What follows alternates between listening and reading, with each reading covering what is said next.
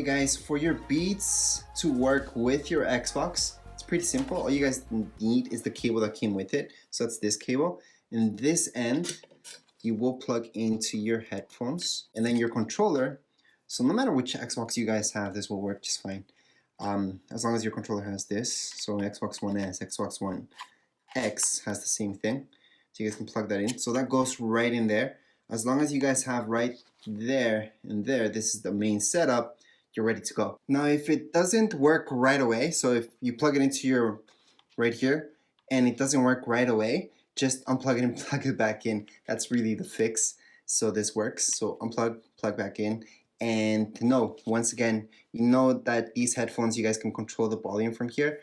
That doesn't work with Xbox, okay? You're gonna have to go into your menu and manually put it up or down if you guys want that.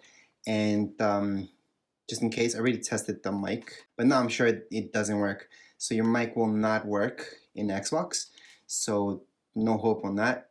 If you guys want that, again, you guys have to buy a splitter so you can connect it up to a separate microphone, and that's it. For now, this will only work for your audio, and that's about it.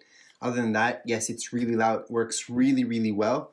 I can put up the volume a little bit so you guys can hear, but that wouldn't make a difference because it is a video, so it's very subjective what you guys hear anyways.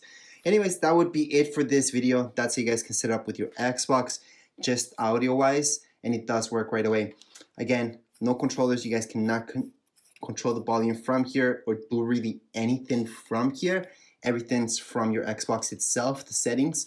That's about it. Anyways, if you guys have any questions, comments, you guys can write down here in the comments area. Don't forget to subscribe and rate. Thank you.